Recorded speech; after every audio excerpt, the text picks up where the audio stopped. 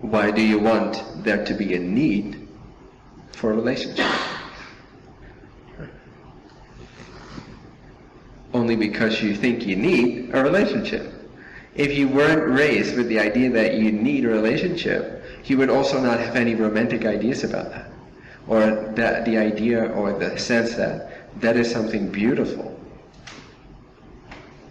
I agree with that point of view. It is something beautiful. Nevertheless, it is a point of view.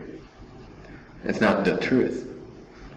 Everything is beautiful. It's another point of view, not the truth. You see what I'm getting at? The need for a relationship. Why? For a moment, without all the romantic ideas, what is it really? It's so illusory. It's such an agreement between two minds.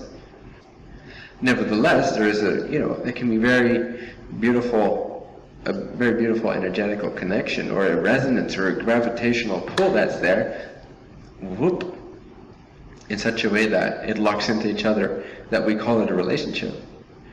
But that's just what we call it. It's all an agreement, which is beautiful. It's an energetical agreement.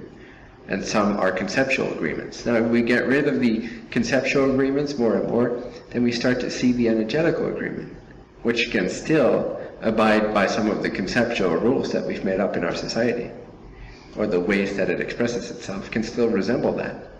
But then it becomes freer, more beautiful, more palpable, more alive. Because your sense of aloneness is no longer dependent upon that. Your sense of loneliness. You're not necessarily lonely without the other person. The loneliness has the ability to make room for the aloneness, which is actually very beautiful. Loneliness too is that aloneness. It is very beautiful. So again, it's about the transcendent quality that includes all experiencing, that sets us free more and more.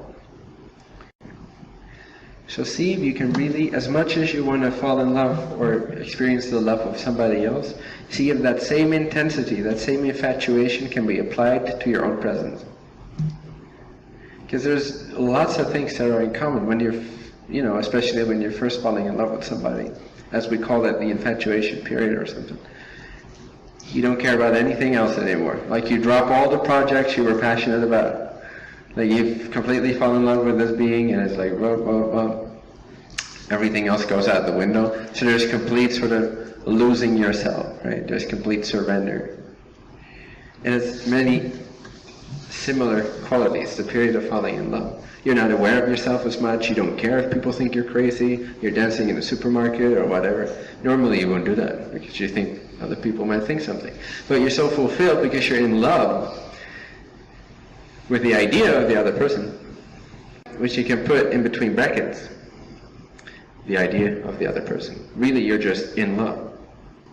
The idea of the other person may have been the trigger. Really, what you're enjoying so much is being in love. Not with anybody, just in love. You're being in love.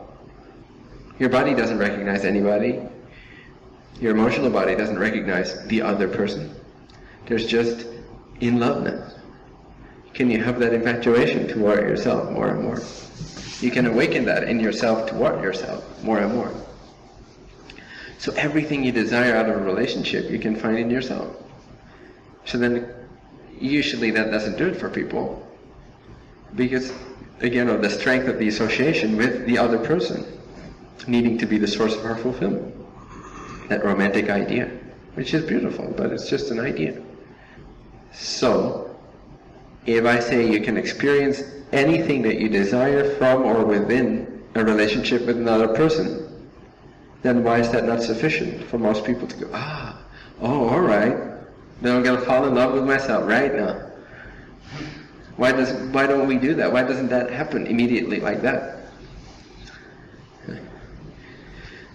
So ask yourself, do you want the other person? Or do you want the quality of the state of being you are in when you're in love? If you'd have to make a choice, which one would it be?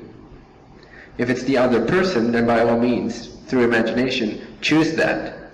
But then see that if you choose the other person, you cannot have, in this imaginative theme that we're exploring now, if you choose the person, so their physical appearance, the color of their skin, the way they blink their eyes, the things they say, but completely without the state of being in love, you'll have just a person. And then see if that's really what you want. And if you realize that that is 0% of what you wanted, and that the state of being was actually 100% of what you wanted, then the misassociation of the state of being with the other person has more of a chance of dropping away, which allows you to be more excited about the statement, anything you desire out of somebody else you can find within yourself. Suddenly it's like, yes, why? Because now you know that you don't actually want another person. Now you know where to look. Now you know what you really desire. Does that make sense? So ask yourself, this is such a powerful question with anything. What is it that I really want? What is it that I really want? Get to the core of that. Because the moment you get to the core of that, you've already really found it. If you get to the core of what you really desire, that's the place where you immediately find what you really want. Once you find your truest desire, and don't stop. Don't go like, oh yeah, but I want this. But why? Because I want this. But why? Because then that. But why do you want that? Da, da, da. Get to the core of, okay, what is it that I really desire? Why am I really here? Find that quality, and it will always be a quality. It will never be a thing or object or circumstance or project or result or achievement. It will always be a quality. The final answer to what do I truly desire will be a quality, a particular frequency of consciousness that you wish to immediately, directly, and completely experience. If you get to the answer of it, you're already starting to pluck the strings of that frequency. The moment you hit the point of, that's what I want, you're already playing that frequency. You're already becoming it. Does that make sense? So ask yourself, what do you really desire? Don't be fooled by your mind's associations, which are many, many, many, many, many. So cut to the core of it, and at the core of it, you'll find both your question and your question answered. Thanks, guys.